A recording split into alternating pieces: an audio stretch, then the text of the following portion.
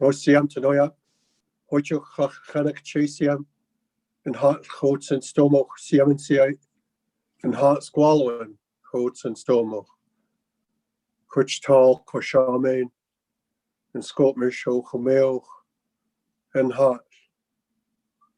My dear friends and relatives, I give thanks to the Creator today for this beautiful day. Kuchtal is my ancestral name. I'm from the Squamish Nation, and I'm honored today to share a very short blessing for each and every one of you joining us online here. It's a song that belongs to me. It's called Anina. It's a blessing for every time we fall. My ancestors would say Anina, and it's a blessing to keep our spirit together, or our soul together, if you will. It talks about blessing Mother Earth, blessing our ancestors, and blessing you tonight. Osia.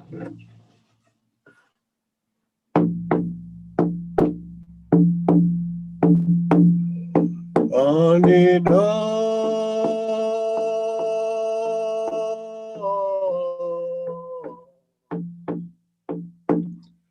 Anina.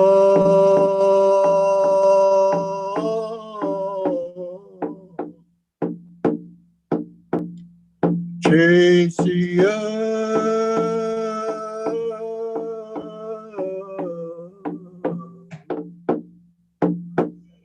Chasea,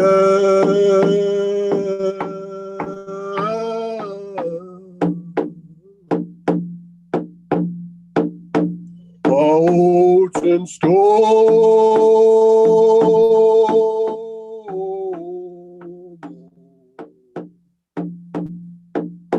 Oats and stone,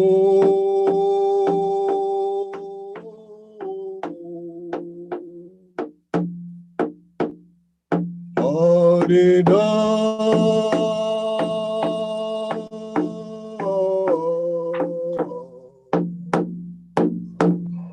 Anina.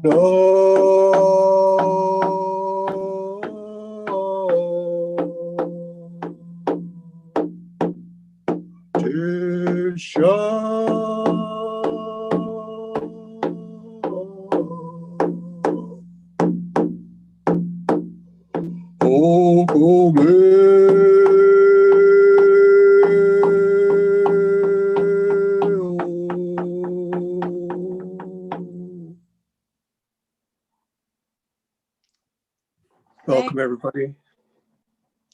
Thank you. Dennis. Thank you, Dennis, for this warm welcome to your lands and the lands of the Squamish peoples. It's so nice to see you and everyone who's gathered here this evening. Thank you for joining for an evening of sharing stories about two sacred rainforests, the Amazons and the Pacific Northwest. My name is Sarah Lois, and I'm a volunteer with the Living Forest Institute, and I have the pleasure to be your host this evening. I come to you as a white settler on the unceded territory of the Squamish peoples. Perhaps you'd like to take a moment and consider the unceded territories from where you are joining us this evening. Dennis, it was so nice to meet you and your wife Lorna in the Dakota Bear Sanctuary on Thanksgiving weekend. It truly was a gift, because this is where I not only met you and Lorna, but I also met Lucy Gagnier, our moderator, and Marlene Samper, one of our fellow panelists. September 2014. You see, this extraordinary ancient forest has a story to tell, a long story over many centuries. It's a place where the slow individual by individual replacement of trees happens undisturbed. It's where you'll see generations of yellow cedars, the healthy 200-year-old, next to its 1,000-year-old parent, next to its slow decomposing grandparent of perhaps 2,000 years old. This is where all summer long, Hans Penner and Ross Muirhead of Elphinstone Logging Focus guided me, artists, scientists, politicians, and many others who care about our natural world, and shared with us so many of its treasures. We saw bear dens, culturally modified trees and yellow cedars measuring 7 meters in circumference. We ate blueberries, we swam in the alpine lakes, we harvested mushrooms, And most importantly, we brainstormed ideas on how to convince the decision makers to save this irreplaceable, unique cultural heritage from clear-cut logging. Out of this incredible co-creation was born many ideas that are being put in place as we speak. And one of them is our Ancient Forests exhibition taking place until November 22nd at the Seashell Arts Center. And I hope you get to go and see it because it's extraordinary. Sadira Rodriguez, Executive Director of the Sunshine Coast Arts Council, was one of those on the hikes. And she created this space for us to tell our stories. So thank you. Well, I've gotten ahead of myself. At the end of the Thanksgiving weekend hike, Marlene said to me, Sarah, the story of the serpent that Dennis told us resembles the serpent story of the Amazon peoples. Well, how could we not bring these people and their stories together tonight? I'd now like to introduce you to Dr. Lucy Gagné, who will be our moderator for the evening. Lucy is an award-winning designer with broad experience in interior and architectural design. She's been teaching in the School of Design at Kwantlen Polytechnic University since 1998. She's passionate about finding ways to help students learn by gaining a greater cultural and contextual awareness. At the university, she's been involved in the development of numerous international partnerships, including the establishment of the Amazon Interdisciplinary Field School, and has conducted field study educational travel to a number of international destinations. Her research interest focuses on the practices of experiential learning with the non-formal cross-cultural and global context, and the interrelationship between pedagogy, people, and place. I can't think of a better qualified people to guide us through tonight's stories and teachings. Over to you, Lucy. Thanks, Sarah. Good evening, everyone, and welcome. Thank you for the introduction and getting us started, Sarah. That's wonderful. I'm really pleased I can join tonight because just as we were getting ready, we have a power outage in Gibson's and the perils of living in a rainforest.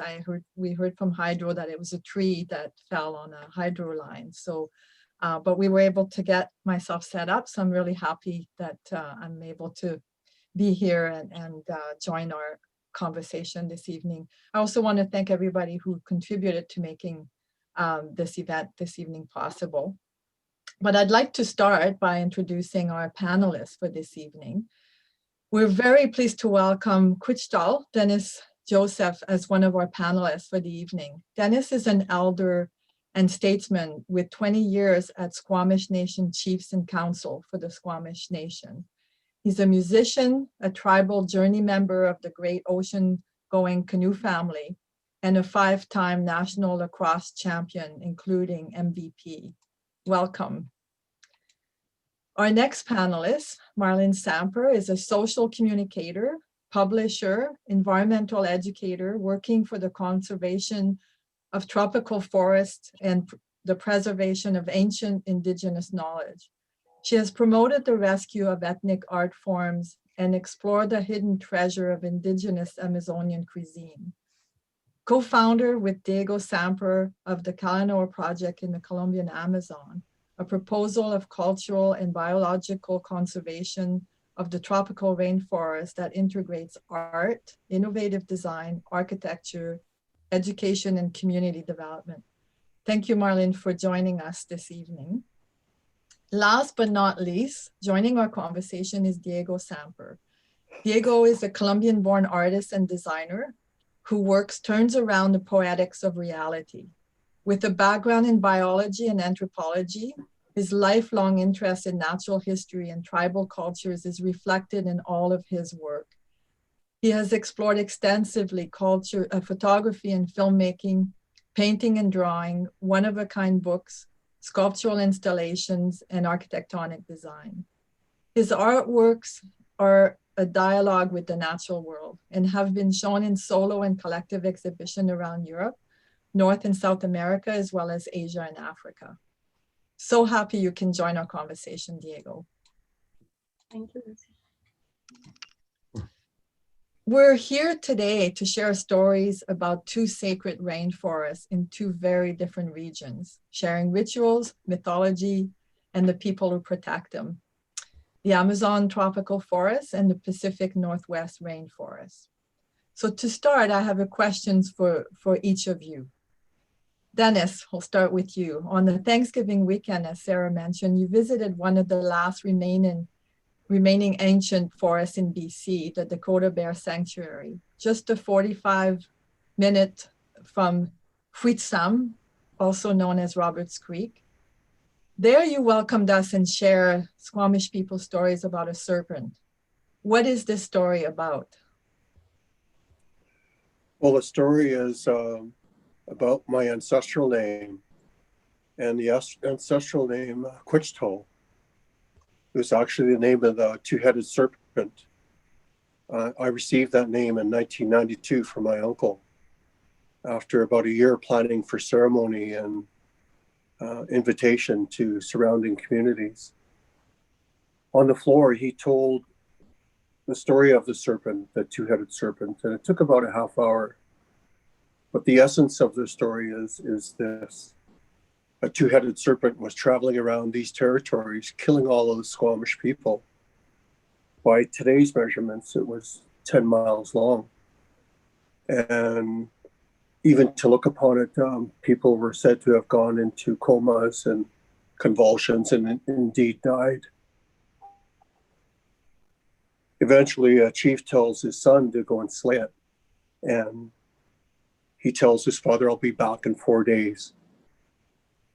And I'm going to study the habits of the serpent, he tells his dad, where it sleeps, where it eats, and I'll be back very soon. I'll go purify myself in the waters of the mountains.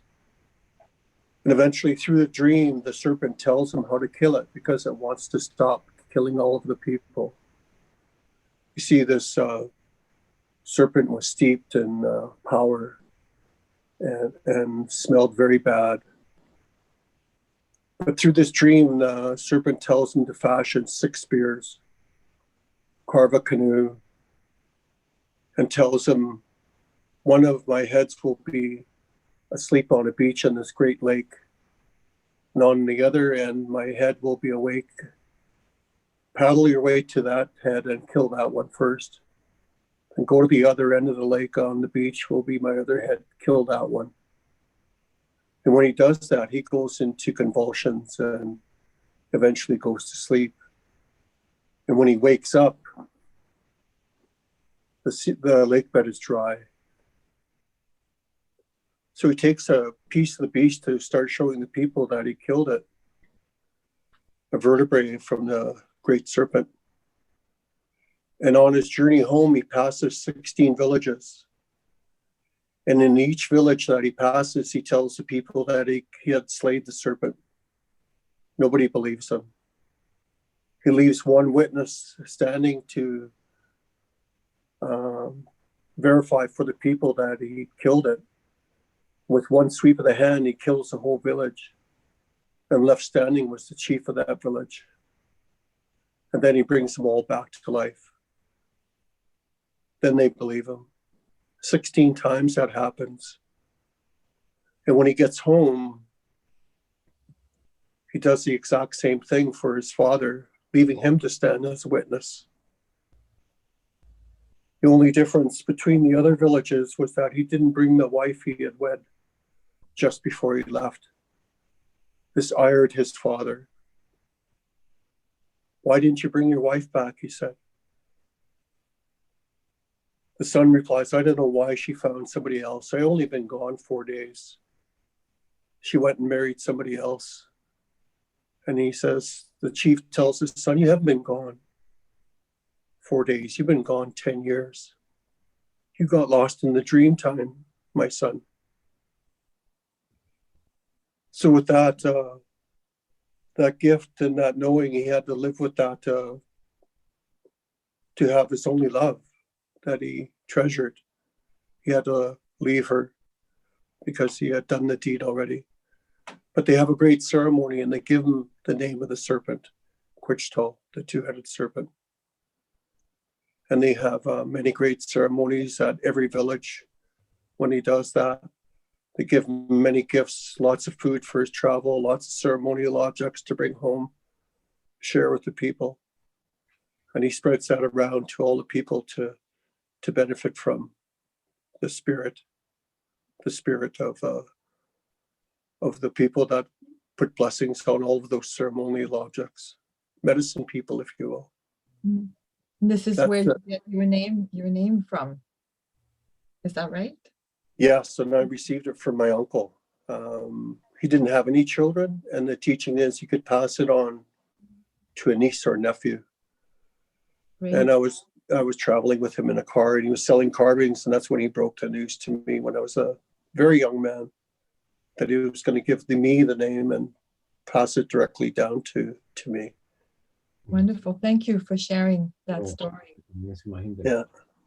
Marlene, I will turn to you. You were on the Thanksgiving weekend walk with Dennis, and after hearing the story of the serpent, as Sarah told us, you remarked how similar it is to a serpent story that the Tukuna and Kokama peoples of the Amazon tell. Is their story and teaching essentially the same, or how are they similar? Okay, then first of all, we are very, very happy to be together tonight. Thank you so much for all this organization, to all of you, and for you, Denise, because at the moment that we were together in the Dakota forest, it was one of the most beautiful moments for us, or for me, in BC, because it was to be in the forest, but with the blessing of your song, the blessing of your singing, and the amazing company you had that day. And it was Thanksgiving Day. It was a very deep feeling for me, and I think for everybody. And now we are together again, and together thinking and singing, and together believing in this beautiful serpent that makes benefits. And I'm going to tell you a little bit about the serpent in the Amazon. The serpent in the Amazon is very, very important because it's a creator. The Amazon has many tribes, it's still very, very strong, and it has many versions of this serpent creator. And one of them, I have two that I'm going to tell you very fast tonight, and is about the serpent that is the Milky Way. She is the Milky Way, and one day she decided to come to the earth. And then when she came to the earth, opened the big Amazon River and became the ancestral anaconda, the big serpent. And it comes to the forest, but it wasn't, no one people was there. It just was trees and not even water. Everything was dark. And then, because she came with light, because she was the Milky Way, opened the forest, came, and inside of her belly was all the people that she was distributing and creating around the river. And as Denise said, it was given not just the people, putting each one in different pockets. It was also given benefits and skills to each one of them, because really, if you go to the Amazon, each one of them has different skills, but at the end, everybody is a community helping. One knows about the water, the other one knows about the fire, the other one are experts in fishing, but at the end, everybody is coming from the same origin, which is one of the myths. The other one is beautiful too, because it's about a beautiful tree, holy tree, that is La Ceiba. La Ceiba is the biggest and the tallest tree in the Amazon. It has the shape of a hand like that. And then with the hand, the people say there that with the hand, it takes the sky. And here is the earth. Then it's a connection between the sky and the earth. And at the beginning, were just animals from the earth, all the birds. And here, all the earth animals. But they like to be together. They like to share. They like to have parties and dancing together, and they couldn't. Then it was a woodpecker, the one who was able to chop down the tree fall down, and it became the anaconda, the amazing anaconda again, that was able to put together the animals of the sky and the earth, being together, and each one of these animals belong to a clan. Then the people of the woodpecker, the people of the tiger, the people of the toucans, was the moment that the anaconda, the main ancestral anaconda, the goddess, it was the one who created all of them. This is the myths are many versions and they are very long. You can spend 3 days with a person like Denise telling the history for 3 days and having a beautiful dance. Thank you, Marlene, for sharing those stories. And you're right. There's so many myths, but somehow they have a thread that sort of ties them together. And so that brings me my next question to you, Diego, is you've been part of the Amazon's people culture for so many years. How is it that indigenous people separated by huge distance geographically have similar stories and teachings? Well, they all share the same mother, nature. That's the starting point. And they are part of nature. All these cultural narratives that we call myths, there are very long, elaborated poems or narratives that explain the world, the origin of the world, or how animals behave, or how different animals have the particular characteristics, and all the knowledge that for millennia they have acquired of a particular territory. It's explained through these stories. Although they might look like fantasies, actually they are explaining the world in very detailed ways. If you really go deep into the Amazonian mythologies, and these stories could take really days and days. Just the creation of the world could take 4 or 5 nights of storytelling. They go into very complex, labyrinthic details of how the forest works. And that's what is interesting, is a reflection of the natural world, even although it's through metaphors. And the other aspect of that is that it talks about another nature, and it's about human nature. All these stories are telling about ourselves, how we are made, how we behave, why we behave in one way or the other.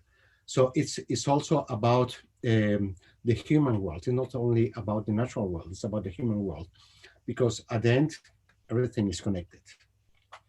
Thank you for that. Yes, I will elaborate on that in a question or two. For now, I have a question for all of you. You've been living and studying the forest and its people, its reality, sharing in different ways how to respect it, love it, and protect it. Why is understanding the role forests play in the history and lives of indigenous people and the community in general at this time of climate crisis so important? To any of the 3 of you who want to comment. Who is going to start? Okay, I'm going. Okay, something that is very, very important for the Amazon people, and not just for the Amazon people, I'm sure for the Squamish people and many other tribes around the planet, is that a very different approach to nature. In the Western culture, nature belongs to the people, to the individual. It's a product that you can buy or sell, and it's a product that you can get a profit. For the tribes, for the other people who has another thinking, nature, we belong to nature. It's a totally opposite meaning and makes a big difference in terms of cultural relation. If you belong to nature and you are very part of it, and not to nature belong to me and I make profit with it, that's a big different thing, and is a main point in this question, Lucy. Thank you. But I like Denise and Diego making Dennis and Diego, you want to elaborate? Yeah, well, yeah, I could basically continue on that. Basically, for us as Western civilization, Western culture, we have made of everything a commodity. water is a commodity, the territory, the land is a commodity, people is a commodity. And now information, data, our dreams are a commodity. Everything can be sold. And that's our big sin, because we have basically stepped away from nature. That sacredness of nature has been lost for us. And that's what we have to recover. For natural people, for those who are still in deep contact with the forest, with the mountains, with the sea, with the rivers, they're just part of it. There is no limit between human life, human culture, and the natural world. The natural world also is inhabited by people. The dolphins in the Amazon are people. There are spirits of the trees that you have to address if you want to ask for to make use of their medicinal benefits of it. You just not go to the forest and pick up a tree that you know, or a leaf or a root that you know that has some particular medicinal uses, and just use it. You have to ask permission, even to make an invocation or to do something in return to that tree or to that forest, to take something from that. That payment to nature is part of that ritual, and basically that reflects that nature is sacred, and that's what we have to recover. Yeah, so Dennis, why is understanding the role of forests at this time so important for your peoples? Well, the importance of the forest to Squamish people and all of our people, especially at this time of year. You know, the snow is flying, and this is the time, even though we live in modern houses, we would retreat to our longhouses and practice our ancient spirituality. And much of that is still underground since 1959, when the law changed by the federal government for us to go back and practice it. Prior to 59, it was illegal. We were sent to jail for doing that, speaking our language. But I want to focus on the forest, especially in this time of year when our spiritual people, all of our Squamish people, would go to those longhouses to be a part of ceremony. And from those practices, our people would venture out into the woods for spiritual teachings, for spiritual guidance, for practicing our ways up in the forest and in the mountains. So it's a very special time of year, this time of year, when our people would travel up there to the mountains, and there's evidence of that today. You know, whether it's at sea level or above the 1,000-meter level, there's evidence that we've done that for a long time. So it feeds our spirit. And to see clear cuts is a disconnect from our elders, from our relatives, our four-leggeds, our winged friends. And oh my God, I could go on. The rock people, the water people, the sky people, they're all there. And once you start abusing that, we all get disconnected. Not just Squamish people, we all get disconnected from that opportunity to connect. And it pushes some people's beliefs, but I think science is catching up to us as Indigenous people worldwide, and our spiritual practices and why we do the things that we do. Lots of one heart, one mind is a strong teaching that we have. We need to walk together that way. Thank you. That is a wonderful segue to my next question for the three of you. And bear with me, it has a very long preamble. And then I will ask the question. So Amazon Watch protects the rainforests and advances the rights of Indigenous peoples in the Amazon basin. In a recent Facebook post, they quoted an article that was published in Science Wire, stating that the literal language of climate change is missing knowledge of the natural world that traditional and indigenous communities have carried with them for millennia.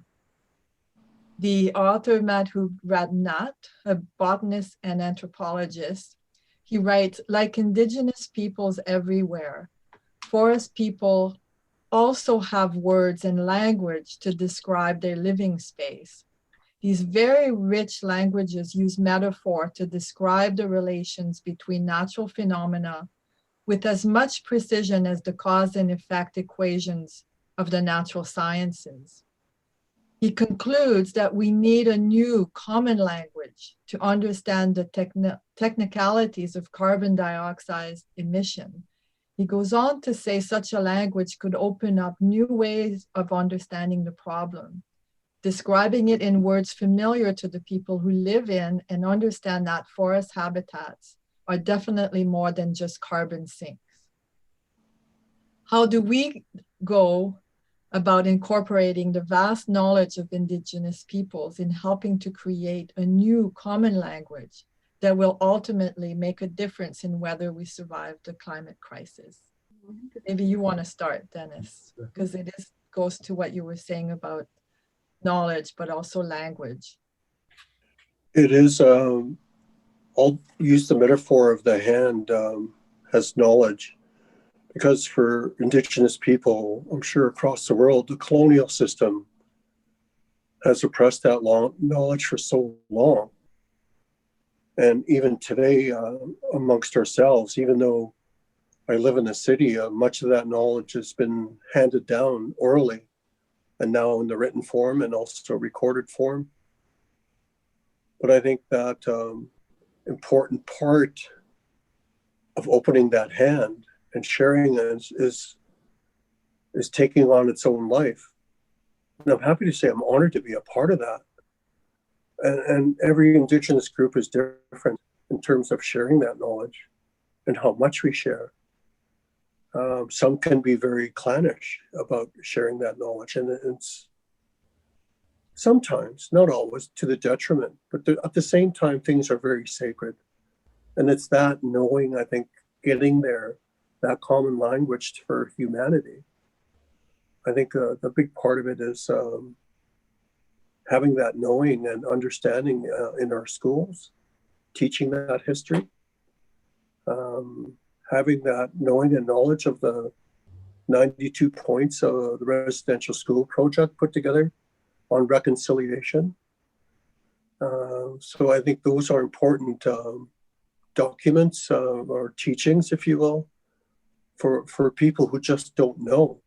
Because I think that's been the key thing for colonial thinkers, is to allow capitalism, if you will, to continue with people not knowing that we're still here as Squamish people.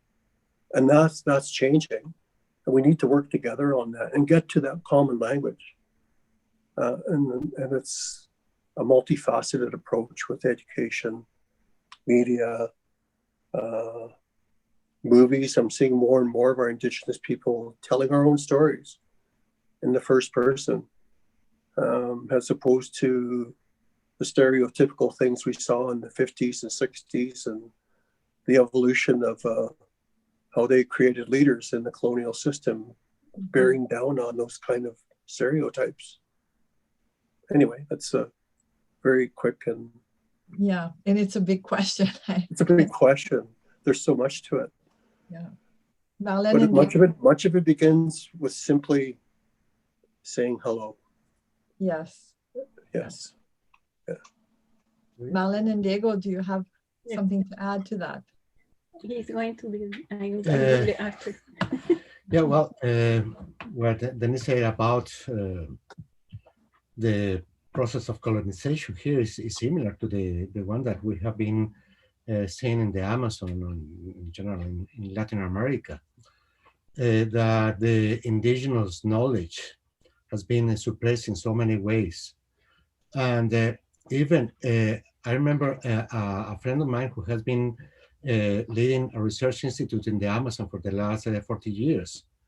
He commented that after so many years of being trying to elaborate a taxonomy of certain kind of plants or animals, you know, they discovered that the Aboriginal people had already done that. You know. They didn't ask them, you know, and they made all kind of mistakes. They tried to put certain animals in a particular category, and they discovered no, they were different, and they look similar, but the local people knew about the difference. And everything is like that. Not only about taxonomy, but how things work in the forest, all the connections and relationships between plants and animals. And it's not a thing that is related, is not a fantasy story. What it really reflects is the reality of the forest, is that we are simply blind to that because our language is limited. So if we open our language, our vision of the world to these other visions of the world, certainly we are going to have a much richer experience of it and a better understanding of it. And also something that is very important to have in mind is that in particular in the Amazon, the species that is more in danger of extinction is the Aboriginal knowledge. Some of these tribal communities are less than 100. There are isolated groups, at least 60 different completely isolated groups in the Amazon, voluntary isolation. And the actual Brazilian government has taken aim of them right now. The leader of the Brazilian institution that has to take care of these indigenous groups and that for the last decades have been protected, the new leader is a missionary, is an evangelic. So the danger right now is tremendous. And we have to be aware of that and try to fight against that, because every elder in the Amazon is a library. Every time one of these elders die is like a whole library that is burning, and that knowledge is lost. And the sad part of it is that not many of the young generations are trying to learn that, or they don't have the ability now to do that. Because there is another problem, is that many of these traditions are only oral traditions. And it takes a great effort to learn everything by heart.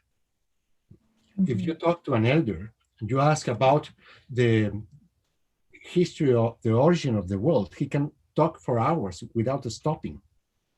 He doesn't have a notebook or an iPad just to check for facts or details of the story. It's everything here. It's a wonderful memory. And it's not only for stories. You can even discover sometimes that you meet someone, 20 years later, you meet again that person, you barely remember the details of the meeting. And for them, everything is there. So that's the major problem now, that all this knowledge is at the brink of disappearing.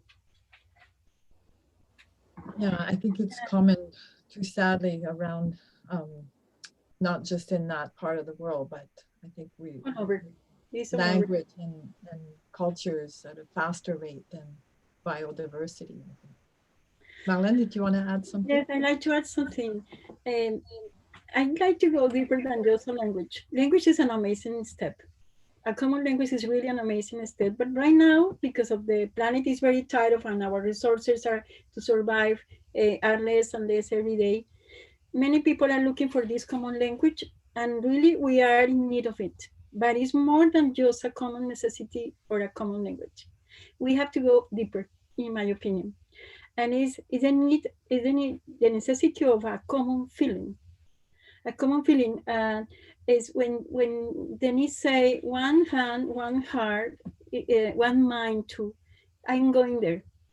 because it's a matter of behavior, respecting everything, and to feel about the planet as we feel about our friend in terms of our ancestors. Doesn't matter the origin, because all of us, we have ancestors somewhere. We cannot say we are here from BC or we are from Colombia and BC or whatever. We have ancestors somewhere. And then in all of them, they say the planet is a mother. We have to love it and to look after and respect it as we love our mother. No? And then that's, in my opinion, the next step. And to teach our children when they arrive to the forest that it's not just a beautiful thing to play with, it's also a sacred place to love it and to respect it. That's my concern right now. Thank you. My next question is for you, Dennis. The Dakota Bear Sanctuary is preserved like a time capsule, thanks to its location and steep surrounding terrain. It is a living museum showcasing centuries of sustainable human coexistence with the forest. So Dennis, your people have lived in harmony with nature for thousands of years, utilizing the forest. After the last ice age, as the ice retreated, the trees and your people returned to the Dakota Bear Sanctuary at the same time. Plans to clear cut this ancient forest have been deferred 5 times, and yet it still does not have permanent protection. When ancient forests like the Dakota Bear Sanctuary are destroyed, what effect does that have on your people? Well, the important one, I want to go to immediately is when we were there together. I ran into my longhouse dad on the ferry, and he was there with his grandson. And my longhouse dad, he's 74 years old. He's a gentleman who helped me take a big spiritual step in the initiation in the longhouse. He was there hunting. And we passed each other boarding the ferry, and I waved at him, went and said hello, and I said, "How did you do?" I said, "Oh, I got nothing." And he was going to spread all of that food around, not only with Tsleil-Waututh people, where his grandson's from, but with Squamish people. And of course, sustain some for his core family. So I think that's the immediate one. And the other one, equally important, is a place for our people to go, to be in the woods, to be in nature. And it's a challenge, for our people, but not for the, the naturalists. We do have them, the hunters, we do have them. People who go there for sacred rites. And I think that's one of the key important ones, because there's lots of, as we work together with one heart, one mind, there's lots there to share, to help all of us along, medicinally and spiritually. There's lots there, just by leaving it the way it is and being able to visit it. Yeah, for sure. Thank you.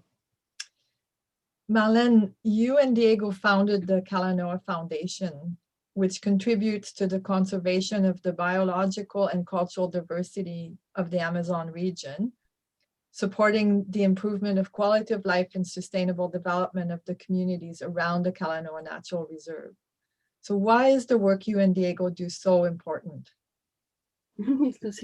Okay, but the main thing here is the question. We are not really supporting them or making them to have a better quality of life because they are teaching us to do it. No, they are the ones who knows how to do it. They have an amazing quality of life. They have, and because you were there, they have wonderful food, wonderful air. They don't have any pollution. They have fantastic water. They have their land. They have their traditions. They have their territory. They have many things. They don't have money. That is an issue. And sometimes because they feel very, very tied in a way, they need to have a little money and then to buy some stuff. And many new generations, they like to have mobile phones or a computer. We don't have internet in the area, but they like to have a computer, and we understand that moment because they live in the 2020 crazy year, the moment. They live in this moment. Then our contribution is we are neighbors.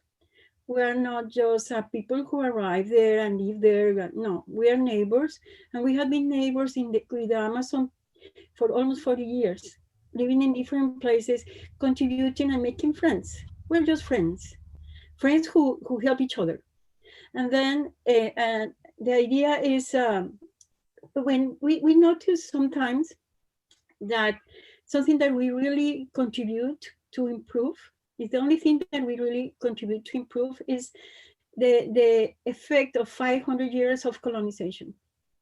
And then that effect makes the people to lose their pride sometimes not, or sometimes goes to the other extreme. And then the idea is to recover that pride with some projects that they decide which ones are the good ones. Then all these things sometimes needs money. Then we decide to make a lodge in the natural reserve that is 50 hectares. It's a big natural reserve. And then we decide to make a lodge, and this lodge provide money to contribute with salaries, we contribute with projects. Each one of the visitors knows that they are helping with some projects to make the people to have these things that they need to buy with money, because we don't like that they sell natural resources to make that money. Mm-hmm. Then it's our only contribution, and Diego is going to keep going because he does all these beautiful things with them in terms of art. I do something else because in Kalanoa we are a team. All of us, we are teams. We are families working together. And then in Kalanoa, as you see, the manager is Amazonian guy. The chef is Amazonian lady. They are our bosses. We just coordinate things. They know how to do everything. Okay, we just give some tips and keep going. And Diego is going to continue with the projects that we have done together, even the field school. Yes. Yeah, the field school is part of that, certainly. And well, our strong part is art, communication. That's what we have been doing for our whole life together as partners. We had a publishing house that was devoted to issues of natural history and tribal people and that kind of things. Now that we have returned to this part of the Amazon, also we are using art and communication as our main tools to work. We did, for instance, a project on mural painting in one of the villages. We got a donation of painting for the whole village, like 70 houses. Everyone participated on the background of the color background of the houses.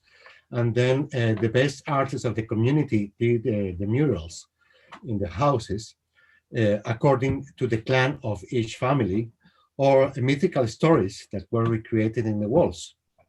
And that not only gave them this pride that Marlene is talking about, that they could say, I am from the Heron clan or from the Dolphin clan or whatever, but also what made really a contribution to the economy of the village is that it became a destination, a tourist attraction.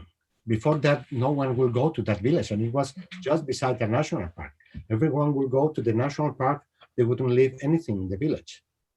And then it started to attract people, and now they have created their own restaurants or community restaurants or lodges, or they're working as guides. And it certainly it meant a change in the economy of the village, but in a positive way, because after all, what people are looking in that village is what they have to offer from their culture. It's not Disneyland what they are looking for. It's the real thing, in a way. In a modern Amazonian village, we're not talking about a traditional longhouse maloca. So that's also important. We took that, we use art as a tool in this case to generate that. Yes. The other one that I consider is very important and is a long-term project that also has been in the goal for years, is the recording of traditions, of oral traditions, of singing or storytelling that we have been doing for years in the Amazon. We have been collecting that, either the original version in the original languages, also the translation to Spanish. And in the most recent years, I focused on the recording in the original language. And also I started to work on the edition of those stories and singing in terms of the musicality of it. Started to edit that in those terms. And also I started to invite musicians, professional Western musicians, to go there to record in the forest and to work together with these musicians and storytellers, creating a new music that incorporates the forest, the soundscapes of the forest, the traditional singing and storytelling, and improvisations of these musicians working together there. And the first edition of that, we call it the Wild Symphony, is already done. I'm working in the visual part of it. So it's a way to connect people, from different tribes, from different languages in the same experience, to enhance the value of that. They are very proud of recording that. Also, these recordings can be used for their children in the future or in the present to learn from that. So it's a tool of memory, of documentation of this, but also is a way for us to take all these experiences, to take it out from the forest and to make it open and to show it to the rest of the world that is there, and in the most beautiful and universal language of all, that is music. And to add a little bit about the music program, sir, is like 5 years ago, it was Don Jose. Don Jose arrived telling us that he has a choir in the school, that it was just 8 children who knows the Ticuna language. And then he had a project at this point to for the people in the school to learn the language again. And we have been with him working for 5 years, and now we have 36 children speaking the Ticuna language. And we have many other projects, but it's going to be Many projects, yes. many, too much to speak tonight, but this is just the beginning. But this whole concept of reciprocity, and I agree with you, and I know that for myself, one Indigenous scholar, Linda Smith from New Zealand, really stuck with me, because being a white descent, European descent, she talks about challenging our notion that we see that Indigenous people cannot be seen as authentic unless they're kind of stuck in time, frozen in time. And what you say, like any one of us, to live in this century, they want to have some modern convenience, and very much trying to find that balance. And I think probably similar for the peoples in Canada as well. So thank you, all of you. I know all these questions we could carry on, but I'd like to invite questions from the audience at this point. So to remind you, you can post your question in the chat, and I'll open the chat in a second. I'll make it visible to me, and I'll select some questions. If you want to indicate who you want to direct your question to, that would be helpful. Or if you want to ask the question yourself, you can just raise your hand in the participant list, and then I'll call on you, and just remember to unmute your microphone. So I'll just I had the chat hidden right now. And let's see if there's anyone raising their hands. Sometimes people are a little shy of asking questions, so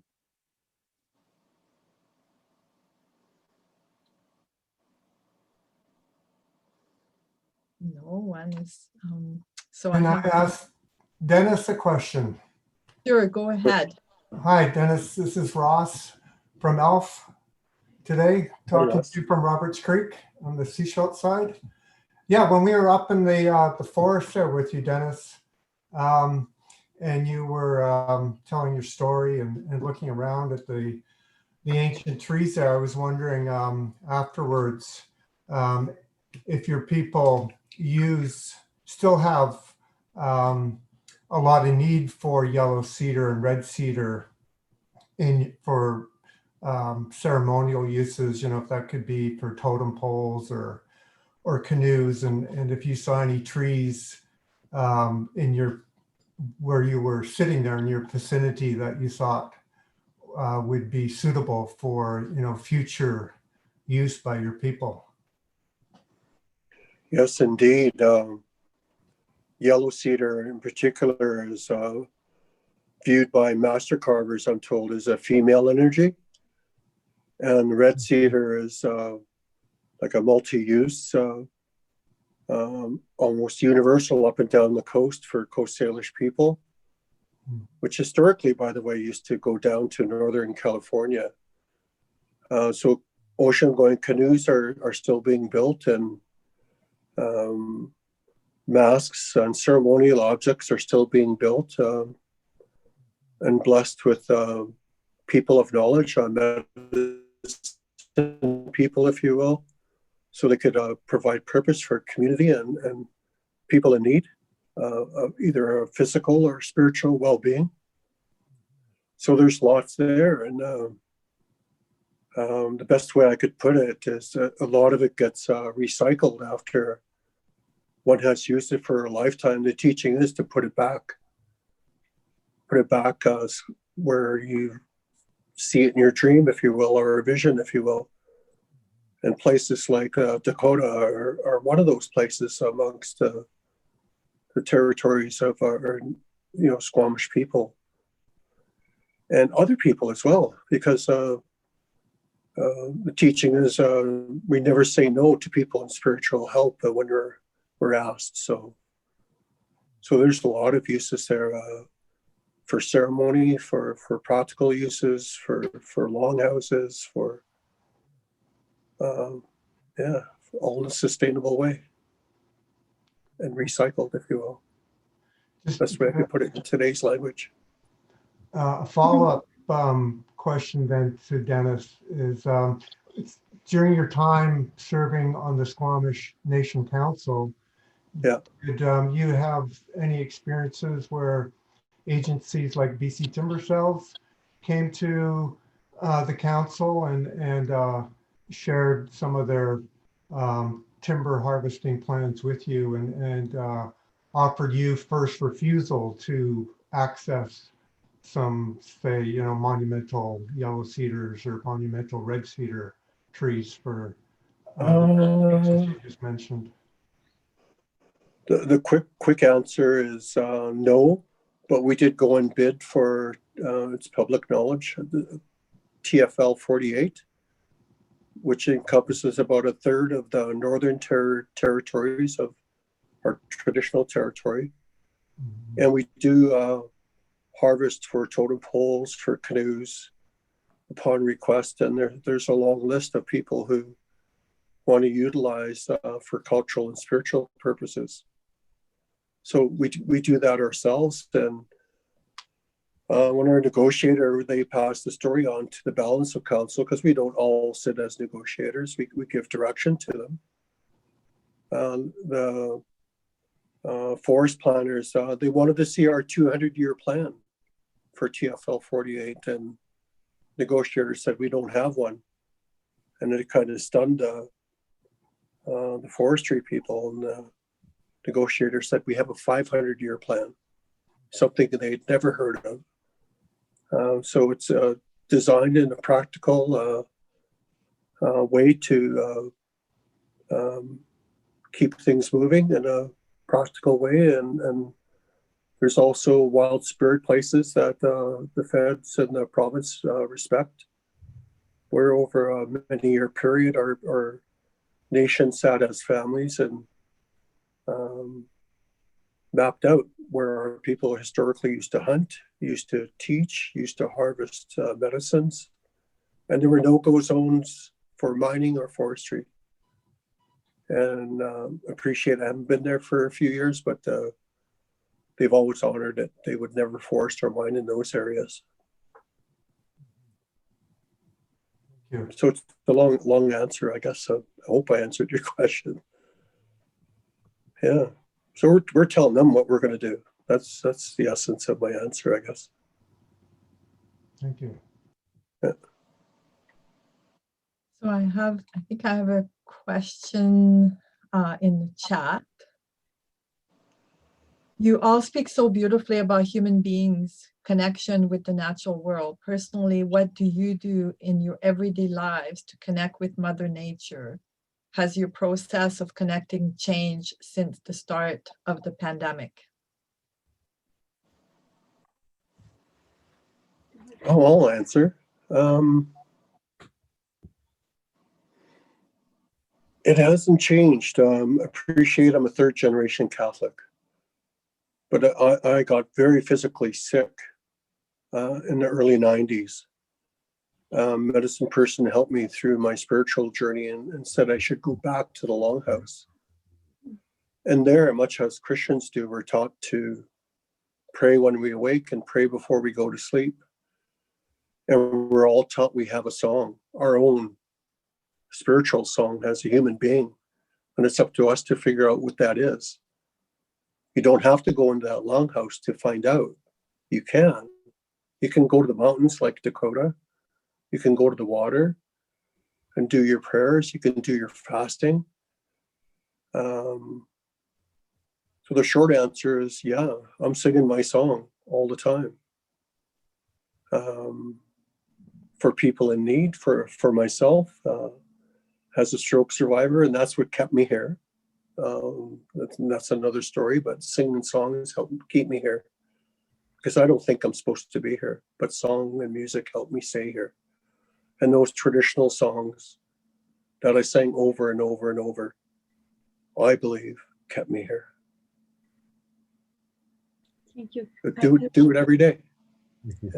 Yeah, I can tell you the same, and the same than you, Denise. I pray almost every day, every moment that I can. But also, I'm feeling the planet right now. Before the pandemic, I was feeling the planet very, very tired.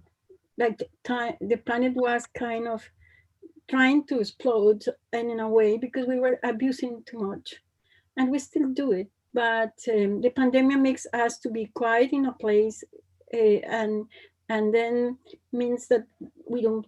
The pollution in the air is less. The pollution in the streets is less, and then the consuming is less. Then maybe we are helping, but anyways, I can feel sometimes the planet sad. I can feel it, and then I try to tell everybody as today to pray, to make connections, to tell everybody protect just your home and make an example to the others, and we can keep going. No, because really this connection needs to be deeper and needs to be every day, and it depends of how each one believes and how to each one believes an approach to the Mother Earth. It's easy as it is, no? Can I add as well? Yeah. Please. I would like to say that since the pandemic, I saw Mother Nature here and appreciate I'm in the city. I will say she took a deep breath and allowed her to recover. Yeah. We saw humpback whales come back to the inlet here in Vancouver. Killer whales come back to the inlet. And I saw birds early in the, before the smoke came, in this neighborhood that I haven't seen since I was a boy, and they're back. So I always say Mother Nature was given a chance to breathe and recover, and she still is, but she's fighting back too, and in her own way, and sharing us, telling us things that we need to pay attention to. Mhm. And I think people are getting that, especially since COVID. I think people are given that chance to look at the world in a different way. You know, I was asked, for example, by a non-native friend, how are you doing in your community with COVID? And my answer back to them, I said, well, now you know what it's like to live on the reserve. And they were like, what? I said, well, you're told where you can go, when you can leave. And that's what it was like in my parents' time. They had to get a permit to leave my village. And it was still like that when I was a boy. We were told not to leave alone. We had to go in pairs or more. And there's for fear of racism, for fear, that underlying fear that they would get arrested was handed down to us initially, but we were told that it was the law had changed and we're going to be okay. So I think when I tell people that, they just get blown away. Like, they can't believe, even people I went to school with in high school, public school. They said, I'm sorry, I never knew it was like that for you. I said, well, now you know. And Many of us didn't know. Many of us yeah. told that. Thank you. I have a couple more questions that I can see in the chat. So there's ones from friends of mine that are on Vancouver Island saying, moving here to BC, we have connected to Aboriginal peoples here and how they perceive the modern world that surrounds us. But can Malin and Diego tell us something about how Indigenous communities in the Amazon see the modern peoples who surround them? We have never been there. Is their experience very similar? Or would I would think an even more difficult relationship, especially with leaders like Bolsonaro in power now? Sorry, long questions. Contest. Well, there is all kind of people in the Amazon, and indigenous people in different degrees of connection with the outside world. People in the Amazon River itself, like the area where we are living, they have been in contact with Western civilization for 500 years since the first Spaniards went down the river. In other regions that are quite isolated, difficult to access, people have their traditional way of life, but still they are connected to the rest of the world. You can go and visit them, although it can be difficult. Sometimes it takes weeks to reach these places. They might see strange our ways of life. They prefer certainly to stay in their ways of life, or they don't have other option because they are so isolated that self-sufficiency that they have been practicing for generations is the way to stay there, to be alive.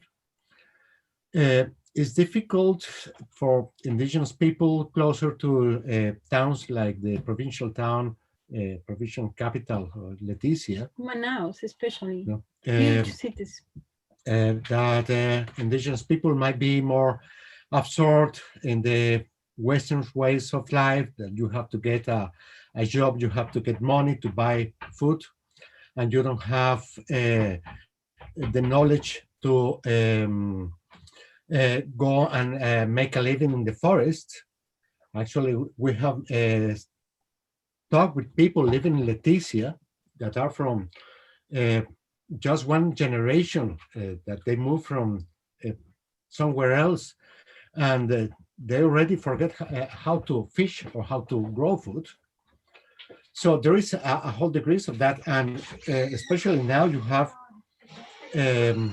these isolated people who choose to stay away from us, and they want to keep that way. In particular, in Colombia, the government has been very clear that they want to protect those people. Even there is a national park that was enlarged to the size of Belgium a few years ago, because they discovered there were isolated people there, and they wanted to protect these people. The way was to create this national park, to enlarge this national park. And just one detail about this people and this place. It has lots of rock art. It has a rock formations, kind of mesetas, different isolated mesetas, and thousands of rock paintings. And recently they have been dated. The oldest ones are about 20,000 years old. That is basically changing the time of the presence of humans in the continent. But also they have been found that they were painted at different moments, even at the time of the conquest, some of the most recent ones. But the most extraordinary thing is that they even found contemporary ones, the same as the ancient ones, but painted very recently. So what it tells us is that these people have been living in this area and taking care of these mountains that for all the people around are sacred, since all the time they have been around. And also very important is this: the Amazon is huge. We are not talking about the people living together. No, it's huge, and the tribes are small. Then, but something that is very important to clarify is, anyways, my mobile phones or maybe an iPad or something like that. But at the moment that the COVID started, it was fantastic how they return in a second to the way that they use the traditional medicine, and they take the traditional medicine. And I can tell you, in less than 2 weeks, the pandemic was in 3,000 people just in 2 weeks in the village, in the city. And in 3 weeks, just with the traditional medicine that they have in their memories, they recovered the whole city, and we don't have more COVID in the area for almost 2 months. Through traditional medicine, it's in their memory. And for them, the most important thing is nature is still the mother, and nature is still a goddess, and it keeps like that. And while it keeps like that, we are going to have the Amazon. Sorry, but our grandchild decided to come and say hello. Hi. There's one more question. Is copicing, I don't know that word, practice in the Amazon and here in BC? I've seen it practiced in Japanese or European forestry. What is the word? I think it says copicing, Coppicing. It's from Rose. I don't know if I'm pronouncing it right. I don't know that practice, but that's not my field. Neither.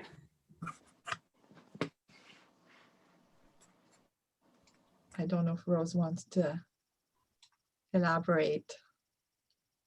Is that a word you're familiar with? No. No. Somebody says it's a method of trimming a single tree right down to the ground. So I guess it's in BC, when they log, I guess they don't cut the tree right to the ground, so that it will sprout numerous shoots. Thanks, Yvonne.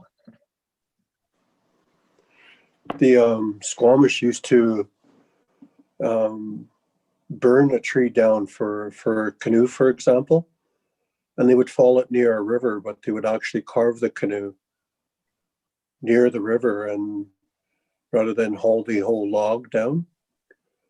And knowing a little bit about nursing trees, that there eventually another one would grow where the stump would be. And I know that ashes are a natural product that'll allow other species to grow or other plants to grow there as well. So it would happen naturally. Now, it hasn't been practiced for some time, but my source was 3 great-grandmothers who talked about what Squamish used to do with their canoes and wood.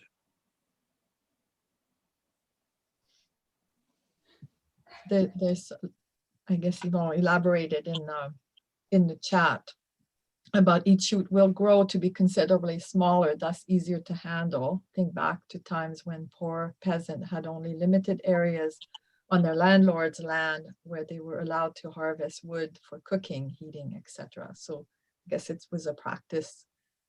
I'm not sure in the Amazon, it's really just slash and burn mostly where they cut down the forests. Yeah, right now, but in the past there were different agricultural techniques that for some reason they were forgotten. What is called the black earth, black soil, that they are found in archaeological places. The soil is still very rich, and apparently the technique is to make charcoal and then to mix it with the soil in particular ways, and in that way you generate a structure that allows for microorganisms to develop, and then you have a much fertile soil, because otherwise the soil in the Amazon is very difficult for agriculture. Yeah, it's not rich soil at all, No. right? Okay, thank you. I don't see more hands. And I do have a few last questions for the panelists, so I'll just move to that, and feel free to add, and if we have more time at the end, then we can continue to have audience questions. Let me just get my questions back here. So one last question for you, Dennis. I'll start with you. In a recent email communication, the Sierra Club of BC stated that only about 400,000 hectares of old growth forest with big old trees remain across all of BC, just about the size of Burnaby and Surrey combined. That's pretty small when we think of that. And many are still on the chopping block. And of course, we all know so well about the devastation to the Amazon forest, the world's largest tropical rainforest spread over 9 countries, crisscrossed by thousands of rivers and famed for its biodiversity. We are living in a very special time for humanity and our planet. In just the last 30 years alone, there has been an incredible loss of biodiversity, irreparable damage to our ecosystem, and a huge reductions to the lungs of our planet. The tale of the 2 forests is one of great tragedy. Do you have any hope for mankind in the natural world? And what do your people say to this, or want to say to us? Well, I would like to say to turn lemon into lemon juice with COVID. You know, earlier I touched on how it's been for our families for generations with a colonial system. But this pandemic has allowed us as human beings to get by with what we need. And I think by osmosis, to borrow that word, a big word, humanity will move forward with somewhat of that in mind. How much do we need? How much do we really need? We can see what we can get by with. And I think this country has done a great job overall, as opposed to our neighbors or other countries, in looking after. And just knowing a little bit how they got there, there's probably a magic formula that the mathematicians, politicians came up with, so we can all get by with what we need. So we have a baseline, and it's opportunity for us to look at that and think about that and move forward for that. And everybody's going to take it differently, and that's human nature. But I think we should seize the moment and grasp that, because we can do better.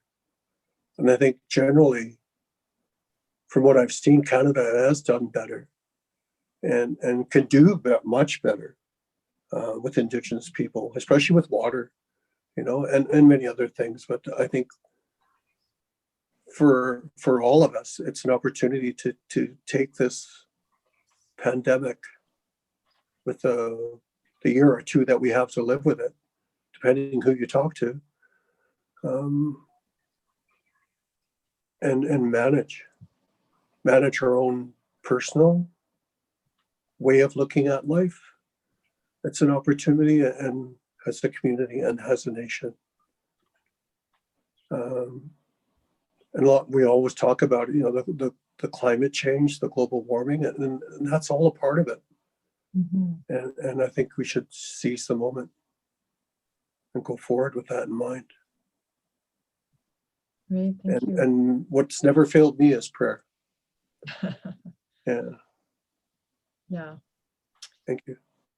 Thank you. So one final thoughts or questions for all of you. What action or next step should we all take now to rewrite the ending to the story of the Dakota Bear Sanctuary and the Amazon forest, two sacred rainforests with similar stories and, dare I say, fate? So just some final thoughts from each of you. Yes. I will say that we have to rewild, to recognize our animality, that we are just biological beings in this planet, the same as any other. And as the Kogi people of the Colombian mountains, to take the way of the mother. The way of the mother is that path that you take during your whole life to return to Mother Nature, where every step takes you back to her. We have to return to acknowledge that we're part of that, and in every action and every day, just to remember and to act according to that. And then I'd like to add something, because I think in the Dakota forest that day, the serpent put us together and is creating something else. It's creating a bridge right now in between the Amazon and here. Two forests, many people together, and we have a new bridge that we can keep, and we keep going, working and having ideas and making projects and doing education, and because we are now together. This is the amazing thing that this creator serpent did with us in the Dakota forest, and is still doing it, and I hope keep going. And as Denise say, one hand, one mind together. And this new generation that Indiana that's listening intently. Dennis, some final thoughts from you. What's come to mind is my best teacher I got to see, and teachers really, the great grandmothers I mentioned earlier. One I got to live with, she was at least 108 when she passed when I was mid-teen, likely 116. And when I talked to her about what goes on in our longhouse, which was a few blocks away from where we lived, you could hear the drums. But we called her Granny. I said, "What goes on there, Granny?" And she talked about our spirit, our Sion. She said, all of humanity has Sion. All of humanity has a song. All of us as individuals have a song. We're fortunate to have remembered. Now, the balance of people who don't remember, I think that's going to be their challenge, their gifts, if you will, opportunity for gifts to humanity. Having done some family tree work and the resilience I've seen in my core family and community alone, it's unbelievable what we sustained. It's no different in any corner of this world, whether you're black, white, yellow. That monster is a monster that lies in a collective mind. It's dealing with that monster as an individual. and finding a way back to your own song, your own dances. And that's how I believe, we'll connect. Whether it's hip hop, rock, blues, that's what I found in my art, describing our stories, our songs, in a medium that today's youth can understand. I use drums, I use spoken word, I use my harmonica, and I just leave a trail for them to figure out, because there's a lot of great teachers that we have. So I think to humanity, I'm praying that we'll get it. We'll get it together. Lots of them up, one heart, one mind. Sure. Thank you. Thank you. I'm just making sure to see if there's more comments in the chat to everyone, so our panelists can read some thank yous coming to everyone. But I just, before we finish, I just want to thank all of you, all three of you, for such an engaging conversation. And I know we could keep going and have, you know, more back and forth, but really appreciative of your time this evening. And now I'd like to pass it back to Sarah for some closing remark, and she'll let us know. We're going to keep going a little bit after we'll show the videos, but I'll pass it back to you, Sarah. Oh, thank you. Well, all good things must come to an end, but do they? I hope we can have another conversation too soon. I thank you, Lucy, for moderating. Thank you so much, Marlene and Diego and Dennis, for being our panelists, for sharing your insights. It's extraordinary. I wanted to thank the Sunshine Coast Arts Council, the Board of Directors, and Emma, Bronwyn, and Sadira for holding this space and for making it happen. I want to make a special mention to Hans Penner and Ross Muirhead of Alpha-Stone Logging Focus for finding the Dakota Bear Sanctuary in the first place, for bringing us all together, for connecting the Squamish peoples and the First Nation, the Amazon peoples, and also for advocating for its protection over and over and over again. 5 deferrals, and we're going to have to keep going probably. And just for sharing this irreplaceable, unique cultural, natural heritage with us. Huge thank you. And thank you to all those who advocate for the preservation of our natural world, and to the indigenous people of our world. It's, yeah, have a very special place and role to play. And I'm going to now ask Sadira to share information with us about tomorrow's online dialogue. And after which I will invite you to stay on to watch a slideshow of quotes and calls for action, and a video on the Dakota Bear Sanctuary, as well as a video created by Diego on the Amazon. And Sadira. Interject. We'll ask, some people in the chat were asking about where they could find the videos, and I know for the Dakota Bear, but Diego, maybe you want to put a link to your videos in the chat, because there were some people asking in the chat. Okay, yeah, I've got some few things in my website, and So I'm you going can to just put the be link in. editing more And he's in in the near Instagram. future. Okay. And in Instagram too, I am trying to download these kind of things. Put those in the chat, and then over to Sadira. Yeah, Sadira. Thank you, Sarah, and thank you, Lucy. And I just want to start by thanking Dennis and Marlene and Diego for a really thoughtful conversation, and also to thank the sanctuary. I can't imagine that it was just August 22nd that I went up there for the first time, and that in this space of time, we've been able to kind of bring together community around the protection of this really sacred site. So I'm deeply thankful to that place as well. This conversation has sparked a number of ideas that I think are going to get picked up tomorrow at 11 o'clock with a conversation with the artists in the exhibition.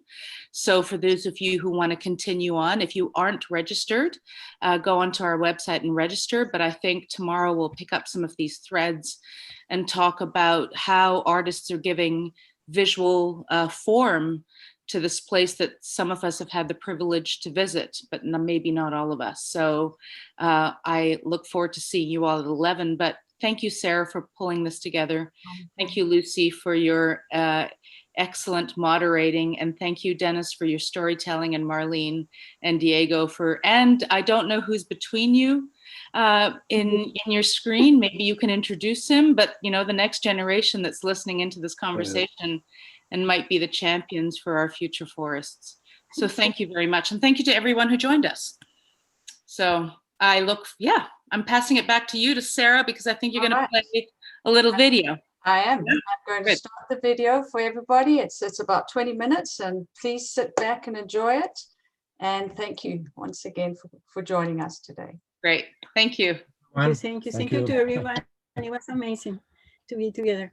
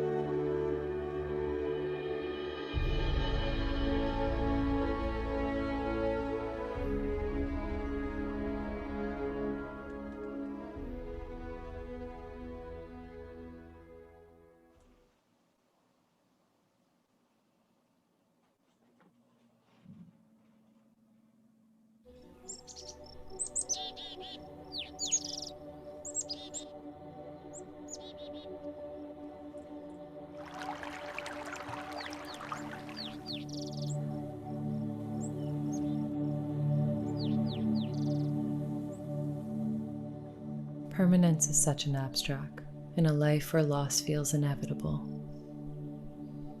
It brings me hope, however, to know there is a pocket of ancient forest, with trees as old as 1,000 years, a time capsule of modern history and of nature's wisdom, evolving at a glacial pace, exactly as intended.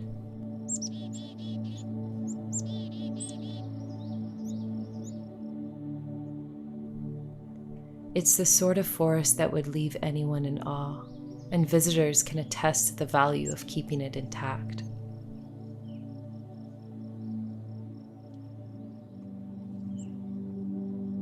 A beautiful forest, accessible to communities. It's an invaluable resource.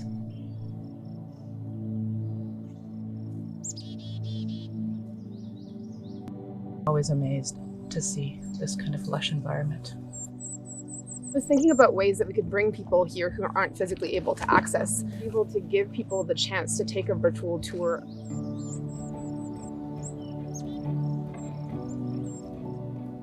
The Dakota Bear Sanctuary is rich in bear dens, which are critical habitat for the survival of the species.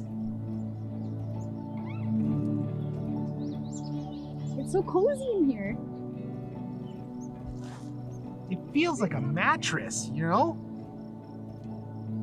The sanctuary houses culturally modified trees dating back to pre-contact, when the Squamish Nation was able to live in harmony with this land.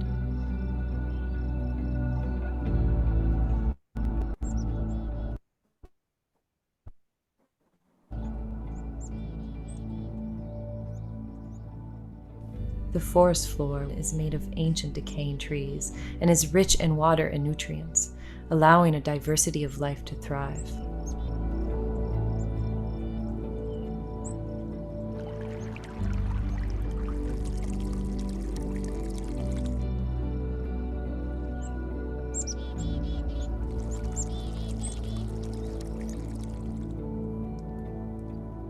As people band together to spare this remaining stand of ancient paradise, it is clear that every action, big or small, can make a difference.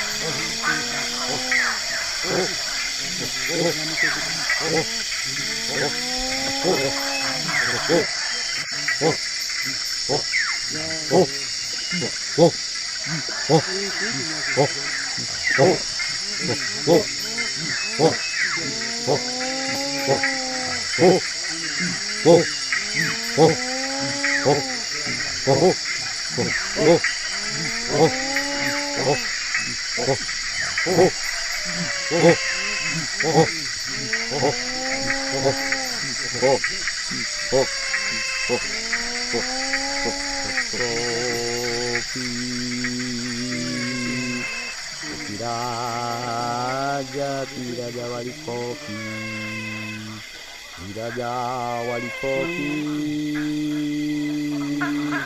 kopi, kopi, kopi, kopi, yeah.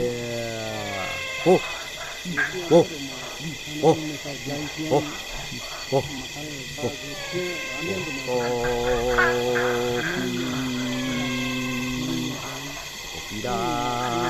aja tidak ada wali kopi, tidak ada wali kopi, kopi, kopi, kopi, kopi. Oh, oh, oh, oh, oh, oh, oh, oh. Kopi,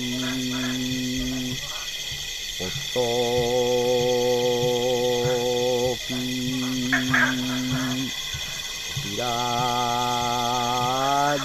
tidak ada wali kopi, tidak ada wali kopi,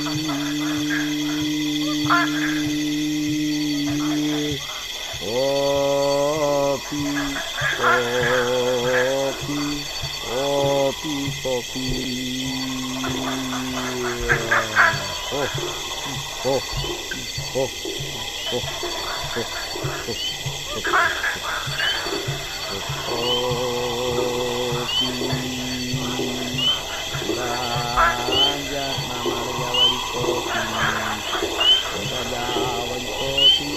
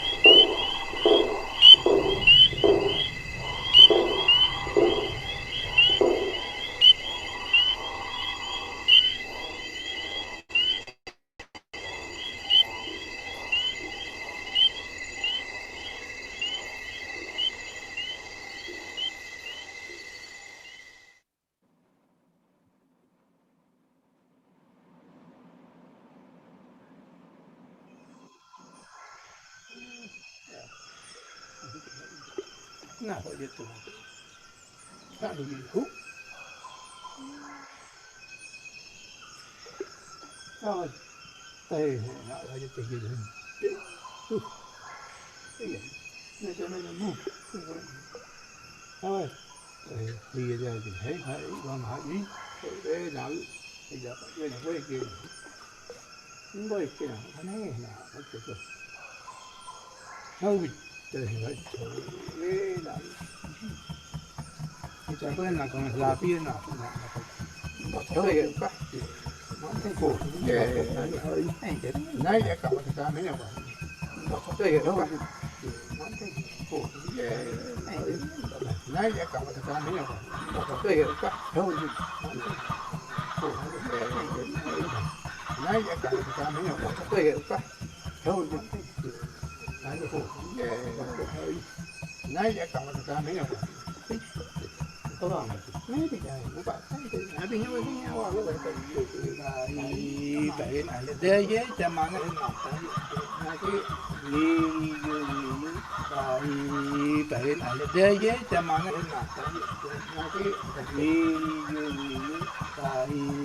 vậy này là đế với cha mà nó vậy này là đế với cha mà nó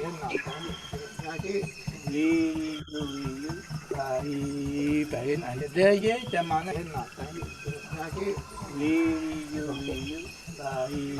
vậy này là đế với cha mà nó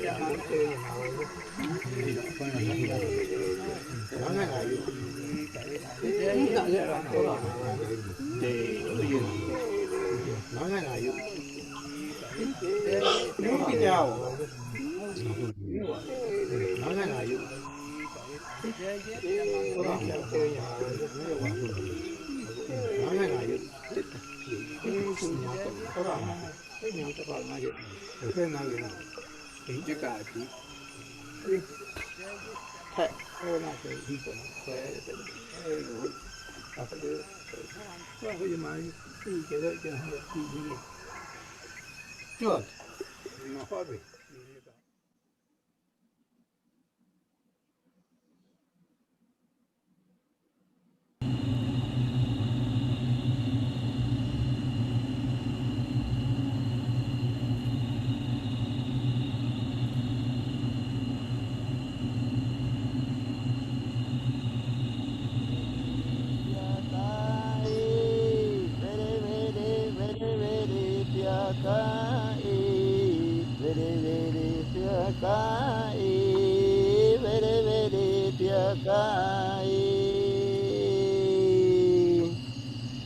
Oh, very, very piakai, very, very, very, very piakai. Bali wanja, no manjai, very, very piakai. No maju jaiwu, no maju bali wanja waju veri piaka vere vere piaka vere vere piaka vere vere vere vere piaka vere vere vere vere piaka no maju jaiwu no maju bali wanja vere vere piaka no maju yaka bali wanja no manja vere vere piaka